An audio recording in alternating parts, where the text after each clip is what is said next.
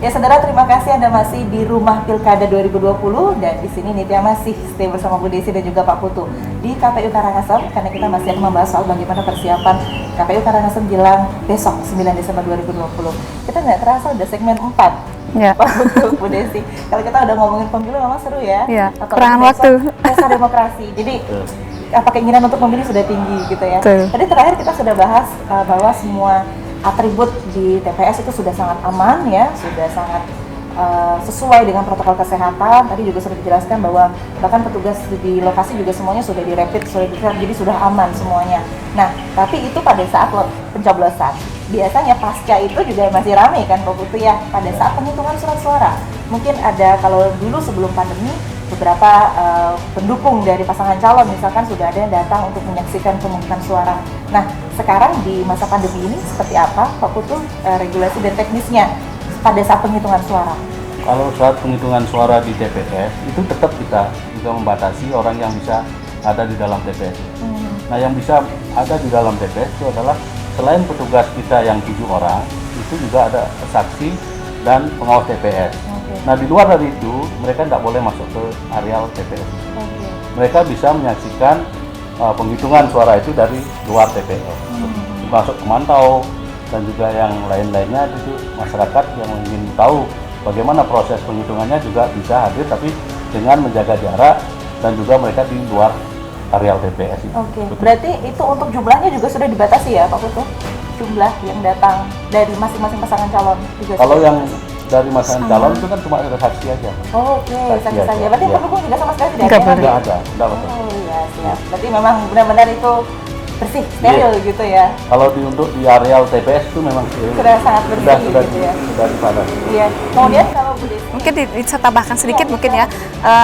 Itu di penghitungan suara mungkin tidak jauh berbeda dengan pemungutan suara ya. Hanya kan dalam pemungutan suara itu ada pemilih yang masuk ke TPS dan pemilih ini juga kita atur juga kedatangan seperti tadi disampaikan Pak Putu. Ada hal baru yang salah satunya adalah pengaturan kedatangan sekarang. Jadi seperti orang undangan gitu ya, diatur jamnya. Jadi mungkin dari nomor urut 1 sampai 100 misalnya itu dibatasi dari jam 7 sampai jam 9 misalnya seperti itu.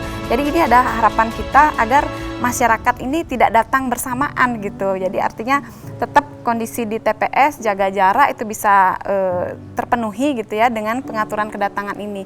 Ini juga kita sama orang lain selain pemilih, selain petugas dan selain saksi maupun panwas itu tidak boleh ada di dalam TPS pada saat pemungutan suara. Kalau pada saat penghitungan suara yang boleh ada di TPS hanya petugas KPPS, kemudian ada saksi dan panwas. Nah, pemilih maupun masyarakat lainnya yang ingin menyaksikan itu boleh menyaksikan dari luar TPS. Namun tetap kami himbau protokol kesehatan itu tolong dipenuhi gitu ya, tolong ditaati, jangan sampai berkerumun, jangan sampai penghitungan suara atau pemungutan suara ini menjadi klaster baru dalam penularan COVID-19 ini. Nah itu ya mungkin ini juga sedikit saya tekankan juga terkait dengan pemilih.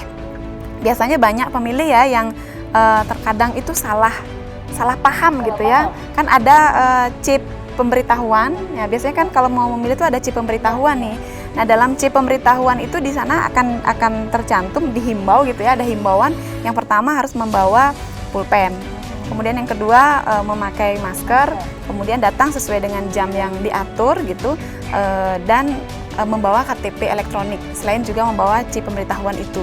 Nah masyarakat banyak yang bertanya nih, pulpen itu gunanya untuk apa? Kemarin saya interaktif ya beberapa ini, banyak yang menanya apakah Bu, ini apakah dipakai untuk nyontreng atau pulpen itu dipakai nyoblos gitu, malah itu yang ditanyakan. Nah mungkin lewat talkshow ini ya, jadi kita bisa berikan informasi kepada masyarakat bahwa pulpen itu digunakan untuk mengisi daftar hadir, bukan untuk mencoblos itu ya. Masyarakat jangan salah paham ini ya. Nah kemudian kalau misalnya masyarakat tidak mendapatkan chip pemberitahuan gitu, kadang ada kondisi tertentu yang mana KPPS saat datang ke rumah gitu ya, mereka tidak bertemu dengan pemilih karena bisa jadi pemilih sedang bekerja misalnya atau sedang keluar kota gitu, tidak ditemui. Nah pemilih yang tidak mendapatkan chip pemberitahuan jangan takut atau jangan merasa enggan untuk datang ke TPS gitu ya, karena mereka boleh saja datang ke TPS, yang penting namanya sudah ada dalam DPT gitu. Silakan datang ke TPS membawa KTP elektronik. Nah, bagaimana caranya masyarakat tuh tahu namanya ada atau tidak dalam DPT? Nah, bisa cek dalam situs lindungihakpilihmu.kpu.go.id. Jadi KPU tuh, jadi DPT itu sudah dalam genggaman sekarang. Bisa dicek hanya bermodal NIK saja, kita sudah bisa tahu kita terdaftar di mana nih gitu ya. Itu yang penekanan kepada masyarakat ya. Ini yang membuat masyarakat kadang-kadang saya nggak pernah dapat C pemberitahuan, saya nggak datang deh ke TPS gitu karena nggak diundang gitu, saya nggak dapat undangan gitu. Emang ini kawinan gitu ya, ini bukan kawinan ya. Jadi silahkan, ini juga bukan panggilan. Kadang mereka juga bilang, oh saya nggak dapat panggilan, ini bukan panggilan. Jadi kalau surat panggilan itu dikasih oleh kepolisian gitu ya. Ini adalah, ya ini adalah pemberitahuan gitu. Artinya masyarakat diberitahu, dikasih tahu gitu ya untuk memilih. Jadi boleh datang ke TPS walaupun mereka tidak dapat C pemberitahuan. Nah, kalau tidak tidak terdaftar dalam DPT pun kita masih berikan ruang untuk masyarakat memilih ya, dengan cara memakai KTP elektronik. Mereka harus bawa KTP elektronik, itu mereka bisa memilih dari jam 12 sampai jam 13 gitu ya. Sudah difasilitasi, yang penting kita juga sebagai masyarakat jeli untuk mencari. Ya, betul ya. Itu informasinya cari di situ. Selain TNI, Polri, apakah juga melibatkan pecalang dalam pengamanan dan sosialisasi selama ini, Pak Putu? Untuk keamanan, kita memang melibatkan TNI Polri. Pecalang Termasuk petugas ketertiban. Kita pakai itu untuk di masing-masing TPS, kita merekrut dua ya. Petugas ketertiban ya. Betul. Iya, sehingga ya yang penting sudah ada TNI dan Polri dan ada pecalang juga. Ya, petugas ketertiban yang kita yang kita rekrut. Petugas ketertiban ini berasal dari, ada yang dari pecalang, ada yang dari linmas gitu yang ada di desa. Kalau linmasnya kurang, mereka biasanya ngambilnya dari pecalang juga itu. Nah, itu kita sebut petugas ketertiban TPS karena sudah menjadi petugas ketertiban TPS ya di jadi TPS. Memang itu yang akan mengatur sama ini. Nah, ini yang perlu kita tekankan juga ke masyarakat di rumah, himbauannya. Karena sekarang kita bisa bilang kurang dari 24 jam lagi kita sudah memilih. Ya, betul. Gimana himbauannya untuk masyarakat? Mungkin bisa dari Bu Desi dulu, nanti lanjut ke Pak Putu. Ya, baik. Jadi seluruh masyarakat Karangasem ya, teman pemilih di Karangasem, sekali lagi kami menghimbau jangan takut untuk datang ke TPS ya pada hari Rabu tanggal 9 Desember 2020, jadi dari pukul 7 sampai pukul 13, karena sudah ada 15 hal baru di TPS yang akan melindungi kita dari penyebaran COVID-19 ini tentunya ya. Selama kita semua menaati protokol kesehatan, kita taat terhadap protokol kesehatan.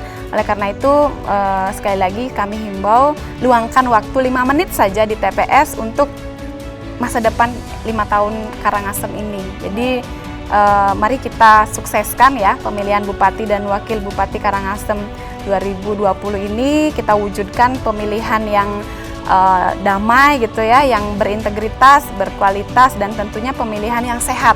Nah, itu sekali lagi, ayo datang ke TPS 9 Desember 2020. Baik, ayo datang ke TPS. 5 menit untuk 5 tahun. Iya, 5 menit untuk 5 tahun. Itu seperti apa, betul? Kalau dari saya, dari teknis, itu untuk pemilih yang sudah mempunyai hak pilih, itu harap datang ke TPS, selain membawa C pemberitahuan, yang terdaftar di DPT, bawa C pemberitahuan dan juga KTP elektronik atau surat keterangan sudah perekaman.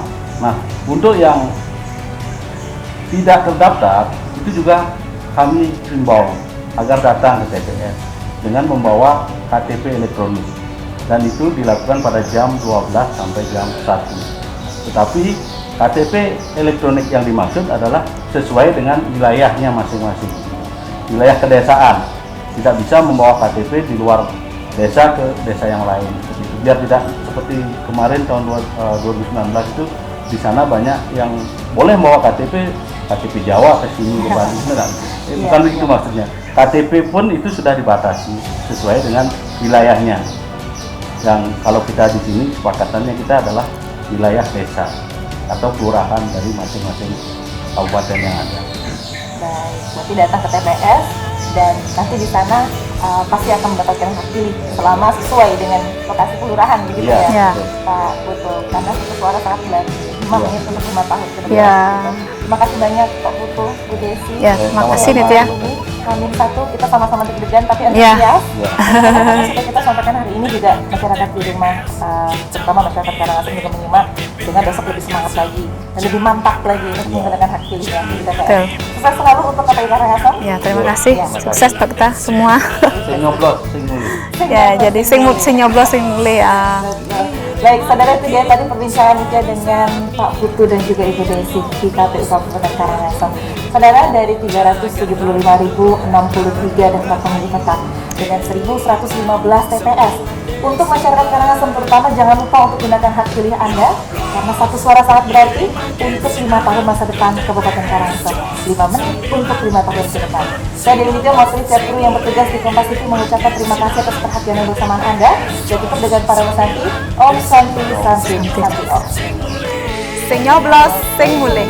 Sing nyoblos sing mulih.